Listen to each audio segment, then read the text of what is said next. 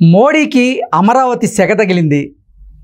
మోడీకి అమరావతి సెగని అంటించింది ఎవరో కాదు, తెలంగాణ ముఖ్యమంత్రి రేవంత్ రెడ్డి. రేవంత్ రెడ్డి ప్రధాని మోదీకి అమరావతి సెగను ఎందుకు అంటించాల్సి వచ్చింది అనే అంశం మీద మనతో మాట్లాడేందుకు ప్రముఖ రాజకీయ విశ్లేషకులు, ప్రముఖ సీనియర్ జర్నలిస్ట్ సిఎస్ రావు గారు మనతో ఉన్నారు. సార్తో మాట్లాడదాం. సార్ నమస్తే. సార్ నమస్తే. ప్రధాని మోదీకి అమరావతి సెగ తగిలింది. ప్రధాని మోదీకి అమరావతి సెగని అంటించింది ఎవరో కాదు, తెలంగాణ ముఖ్యమంత్రి రేవంత్ రెడ్డి అనేది ఇప్పుడు సర్వత్రా చర్చనీయాంశంగా మారింది. ఏంటి సార్, రేవంత్ రెడ్డి అసలు ప్రధాని మోదీకి అమరావతి సెగను ఎందుకు అంటించాలనుకున్నారు? దాని వెనక కారణాలు ఏంటి అంటే ఏం చెప్తారు? ఇప్పుడు ఎవరో ఒకరు ప్రశ్నించాలి. ప్రశ్నించేటువంటి ధైర్యం కానీ ప్రశ్నించేటువంటి లీడర్లు కానీ ఆంధ్రప్రదేశ్లో లేరు. నరేంద్ర మోడీ చేసినటువంటి పని ఏంటి? ఆంధ్రప్రదేశ్కి కానీ లేదంటే అమరావతికి కానీ ఆయన ఏదైనా చేశాడంటే బాగా గుర్తుండేది ఏంటంటే అమరావతిలో జరిగినటువంటి కార్యక్రమం. ఆ కార్యక్రమం శంకుస్థాపన సందర్భంగా వచ్చారు. ఆ సందర్భంగా ఏం ఇచ్చారు అనేది ఆంధ్రప్రదేశ్ ప్రజలందరికీ తెలుసు, ప్రపంచవ్యాప్తంగా ఉన్న తెలుగు ప్రజలందరికీ కూడా తెలుసు.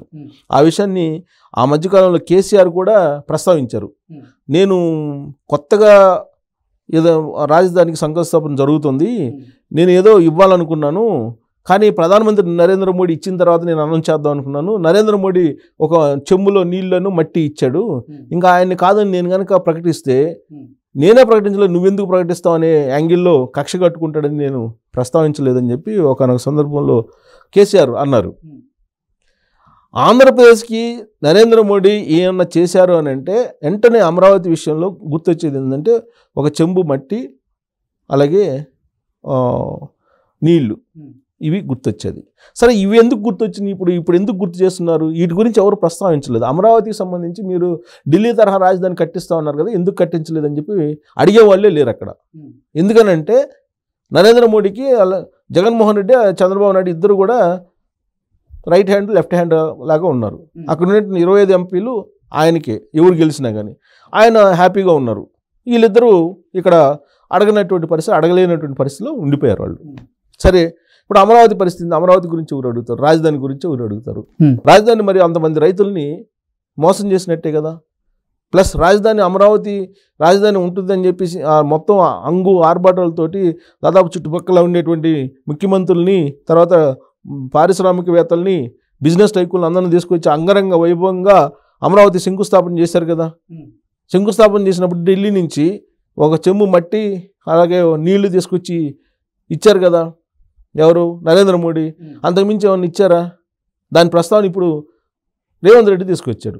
ఎందుకు తీసుకొచ్చాడంటే ఇప్పుడు లోక్సభ ఎన్నికల సందర్భంగా ఆయన గాడిది గుడ్డు ఇచ్చాడు ఈయన అని చెప్పి గాడిది గుడ్డుని ఒకదాన్ని పెట్టుకొని కింద మట్టితో ఉన్నటువంటి ఒక బాక్స్ని పెట్టుకొని నిన్న సభలో రేవంత్ రెడ్డి తల మీద పెట్టుకొని గాడిది గుడ్డు ఇచ్చాడు తెలంగాణకి, మట్టి ఇచ్చాడు ఆంధ్రాకి అని చెప్పేసి పెట్టాడు. తల మీద బాక్స్ పెట్టి బాక్స్ మీద ఆ గాడిద గుడ్డుని పెట్టాడు.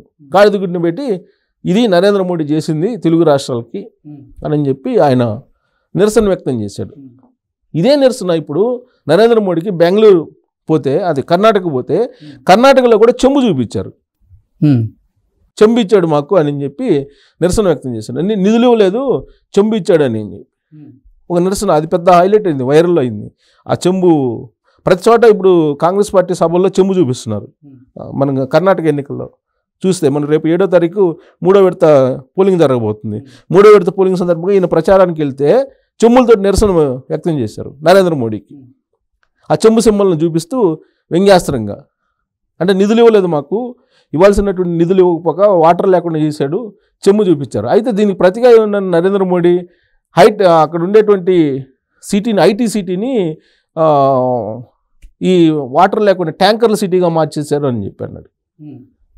ట్యాంకర్ల సిటీగా మార్చారు, ఐటీ సిటీని కాస్త ట్యాంకర్ల సిటీగా మార్చారు బెంగళూరు అన్నట్టుగా ఆయన సభల్లో వ్యక్తం చేశాడు. ఎవరు మార్చారు? కావేరీ జలాలకు సంబంధించినటువంటి వివాదాన్ని, డిస్ప్యూట్ని పరిష్కరించాల్సింది ఎవరు? కేంద్ర ప్రభుత్వం కదా, నరేంద్ర మోడీ కదా. ఆయన ఎట్టంటాడు ఆ మాట? అందుకే వాళ్ళు చెంబు చూపించి నిరసన వ్యక్తం చేశారు. ఇక్కడ తెలంగాణలోకి వచ్చేటప్పుడు గాడిద గుడ్డు చూపించారు. ఆంధ్రప్రదేశ్కి వెళ్తే ఆంధ్రప్రదేశ్లో మట్టి చూపించగలరా? ఆయన ఇచ్చినటువంటి మట్టిని చెంబులో తీసుకొచ్చాడు. మట్టి పైన ఒక క్లాత్ కట్టేసి, పసుపు క్లాత్, మట్టి తీసుకొని ఢిల్లీ నుంచి మట్టి తీసుకొచ్చాడు ఆయన. మట్టి తీసుకొచ్చి మట్టిని ఇచ్చాడు ఆ బహిరంగ సభలో ఆ రోజున. మరి ఆ మట్టిని చూపించి నిరసన వ్యక్తం చేసే ధైర్యం ఎవరికైనా ఉంది అక్కడ? ఎవరికి లేదు. అందుకే రేవంత్ రెడ్డి ఆ మట్టిని చూపించి ఆ మట్టి పైన గాడిద గుడ్డి ఇచ్చాడు మాకు తెలంగాణలో అని చెప్పి నిరసన వ్యక్తం చేశాడు. నిరసన వ్యక్తం చేస్తూ ఆంధ్రప్రదేశ్కి తెలంగాణకి అన్యాయం చేశాడు నరేంద్ర మోడీ అని చెప్పి ఆయన విమర్శిస్తూ ఈ గాడిద గుడ్డును బయటికి తీసుకొచ్చారు. సో ఈ గాడిద గుడ్డు ఇప్పుడు సోషల్ మీడియాలో వైరల్ అవుతుంది. బట్ ఆ గాడిద గుడ్డు ఎఫెక్ట్ ఏమో కానీ ఆయనకేమో ఇప్పుడు నోటీసులు పంపించారు. ఏది డీప్ ఫేక్ వీడియోలతోటి బదనాం చేస్తున్నారనే యాంగిల్లో డైరెక్ట్గా రేవంత్ రెడ్డికి నోటీసులు ఇచ్చారు ఢిల్లీ పోలీసులు. ఢిల్లీ పోలీసులు ఎందుకు? ఆంధ్రప్రదేశ్ ఇప్పుడు తెలంగాణ పోలీసులు లేరా? డీప్ ఫేక్ వీడియో ఉందనుకో దాని మీద ఎంక్వైరీ చేయమని చెప్పి కేంద్ర హోంశాఖ ఆదేశాలు జారీ చేస్తే తెలంగాణ పోలీసులు ఎంక్వైరీ చేస్తారు కదా. అంటే తెలంగాణలో ముఖ్యమంత్రిగా ఉంది రేవంత్ రెడ్డి కాబట్టి ఢిల్లీ నుంచి ఆదేశాలు జారీ చేశారు. మరి ఎంక్వైరీ చేయాల్సింది, ఇక్కడ పర్మిషన్ ఇవ్వాల్సింది ఎవరు? ఒకవేళ తెలంగాణ అక్కడ ఢిల్లీ పోలీసులు వస్తారు ఇక్కడికి, ఇక్కడ ఢిల్లీ పోలీసులు వస్తే విచారణ చేయడానికో లేకపోతే ఎంక్వైరీ చేయడానికో సహకరించాల్సింది ఎవరు? తెలంగాణ పోలీసులు కదా. అదే ప్రశ్నించాడు ఇప్పుడు రేవంత్ రెడ్డి. మీకు ఎవరు భయపడరు, భయపడటానికి ఇక్కడ ఎవరు లేరు, ఈసారి పోటీ తెలంగాణకి గుజరాత్కి తెలంగాణ లోక్సభ ఎన్నికల్లో అని చెప్పి చాలా సీరియస్గా రేవంత్ రెడ్డి చెప్పాడు. బట్ రేవంత్ రెడ్డి ఇచ్చిన గాడిద గుడ్డ అనేది మాత్రం సోషల్ మీడియాలో బాగా వైరల్ అవుతుంది. నీకు చెమ్ముని మించిపోయింది అది. ఏది కర్ణాటక చెమ్ముని మించిపోయింది అప్పుడు ప్రచారం. సో రాబోయే రోజుల్లో మరి నరేంద్ర మోడీ ఏం చేస్తాడో చూడాలి. అంటే ఆంధ్రప్రదేశ్కి వెళ్ళినప్పుడు ఆంధ్రప్రదేశ్లో కూడా ఇదే మట్టి చూపించాలి కదా.